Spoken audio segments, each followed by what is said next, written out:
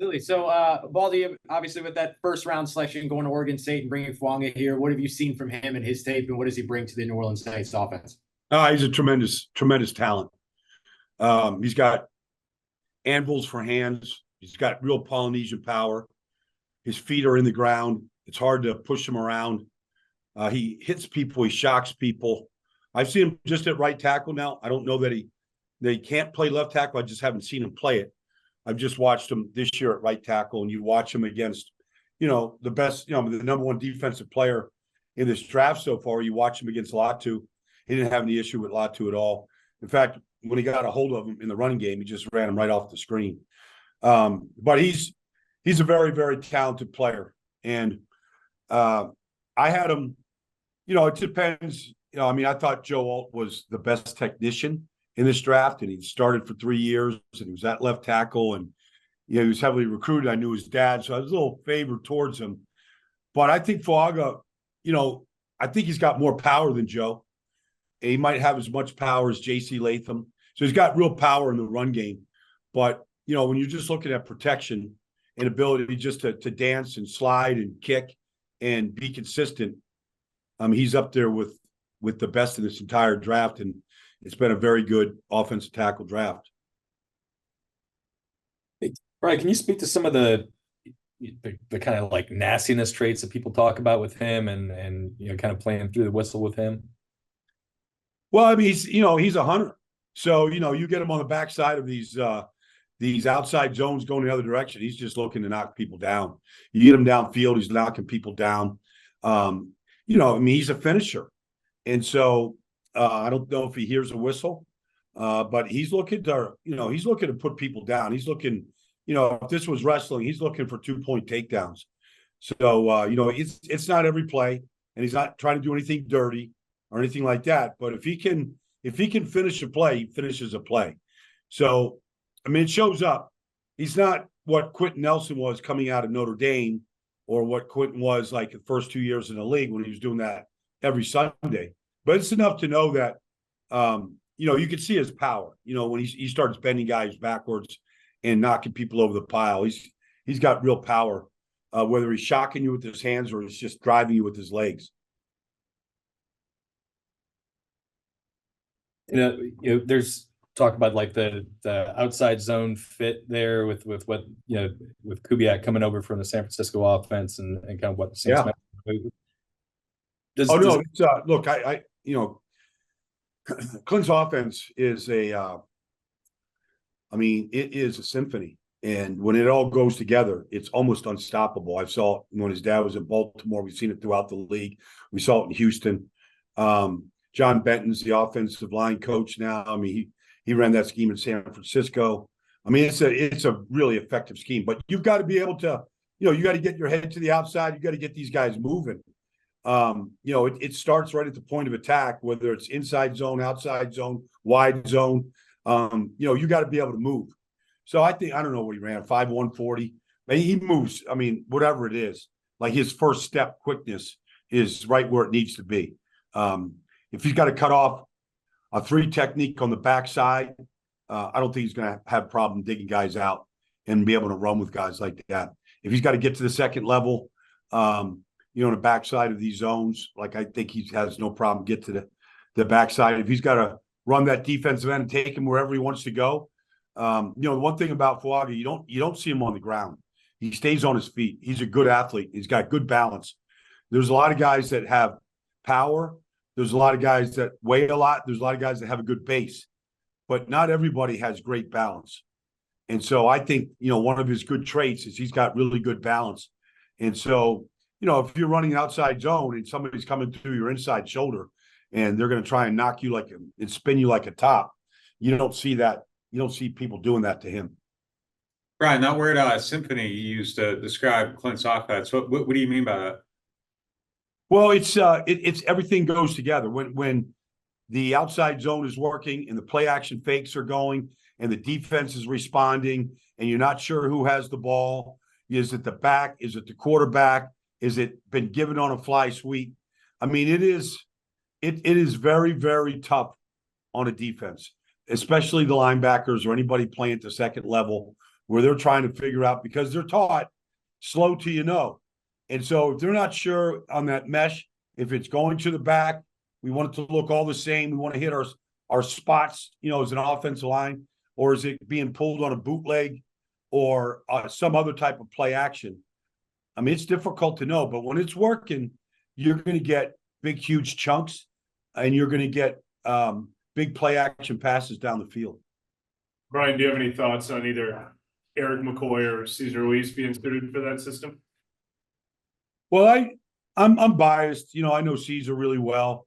We work out together over at the barn, Lane Johnson's house in South Jersey. So there's a big group of us. Cesar's really smart. I think his best position really is center. When McCoy got hurt, he went in and played center. He wasn't given that luxury when he got drafted. They threw him in at guard, but he can run. He had the fracture in his foot, that he had to come back from last year.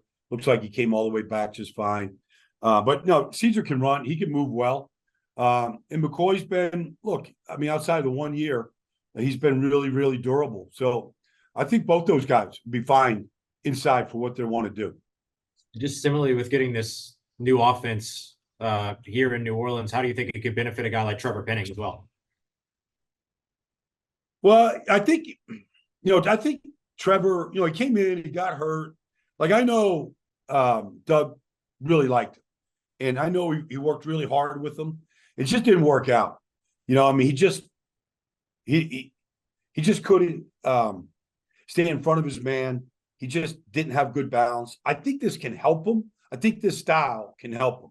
Now, the play action, the run action, some of the stuff can help him.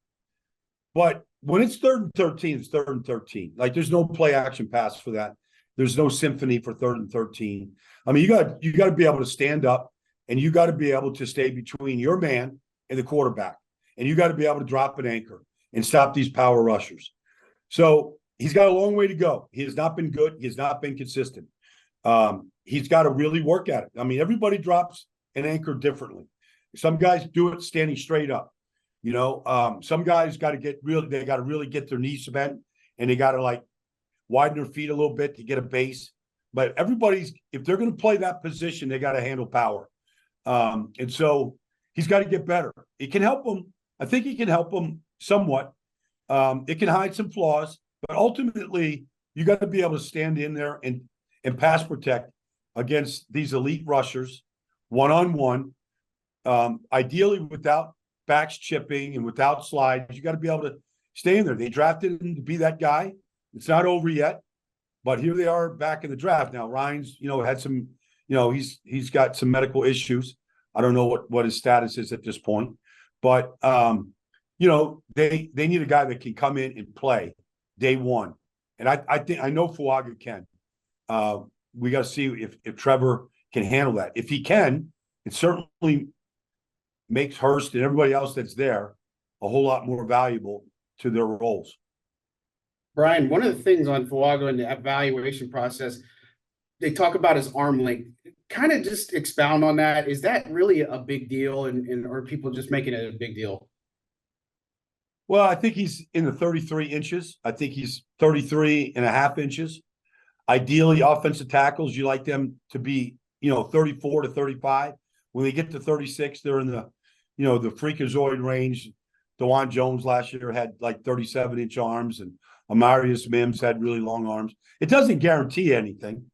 They said this about, Deion Dawkins, who's been starting at Buffalo now for the last 5 or 6 years, whatever it is now. They can't get him out of there. It can be, it doesn't kill you at all because of how his feet are and how strong he is and how powerful he is. But it is a measurable that is real. Arm length does make a difference. I haven't seen guys just attack his body with shorter arms. He's probably an inch shorter than what, say, a guy like Olu is at Penn State. And some of the other guys, forget about J.C. Latham. He's in that 36-plus inch range. I don't think it should prevent him from being able to play tackle, left or right tackle. I think he's a tackle. If they want to move him in at guard, like I think Falatano probably will go to guard, although I know he can play tackle. He's shorter than Taliese, but I don't think it's a deal breaker at tackle at all, the way that he has played. Brian, I know we talked a bunch about the offensive lineman here. Do you have any thoughts on Kool-Aid McKinstry, their second round pick? Well, I thought going into the season last year that Kool-Aid was the number one corner in Alabama. And he still might be. It's just that Terrian was just so good. Kool-Aid didn't have any interceptions this year. Terrian, I think, had 4. He had more action come his way. But the thing that jumped out about Terrian was his tackling and just his overall awareness. But at Kool-Aid, look, everybody gets trained by Nick at Alabama. You want to play corner, you're going to learn how to play press corner. Your hands, your feet, you're going to get trained.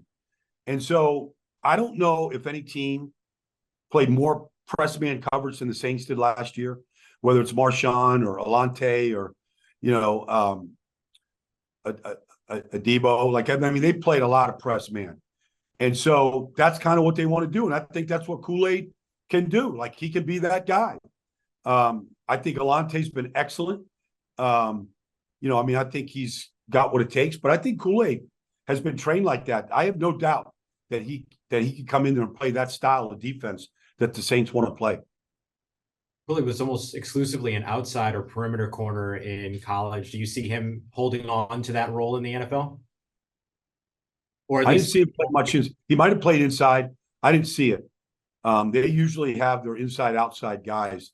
I saw Terrian go inside with some elite receivers. I don't remember seeing number 1 Kool-Aid doing that. He might have. I didn't watch every game, but I watched enough of them.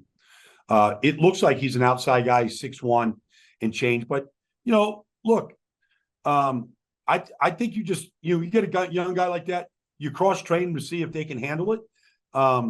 Everybody needs a guy that can play inside against these, elite slot receivers and how they're moving receivers around. So I think you got to cross-train him and see how he handles it. I don't have much problem with him going inside against some of these shorter, quicker guys that are in there. You just worry about, can he handle the physicalness, just the blocking, the run, defeating guys in the run game, getting off blocks and making tackles. Obviously you've had some elite guys that, could do that. Malcolm Jenkins comes to mind. You had some elite guys that could play inside like that over the years. Chauncey Gardner-Johnson could play inside, could play that role really good. I don't know if Kool-Aid can or can't. I just haven't seen him do it. Do you feel that you'd be confident in him, though, on the outside? Yeah. Yeah. No, I have a lot of confidence in Kool-Aid. I think he probably got taken. Probably, I think he probably held out that he could be a first-round pick. But, where he got taken with you, I think it's a good place to go. I think he plays to his strengths. And I don't have any question that he can play outside, at the NFL level, and the style of play that the Saints like. He should probably line up, in practice right behind Marshawn and see how it's done. I think it's all we got time for. Coach Allen's headed the press room now. Baldy, really appreciate Okay. you. Yeah, my Thanks, pleasure. Baldy. Yeah, anytime. Thanks, Baldy. Appreciate you. Okay. Yep, you bet.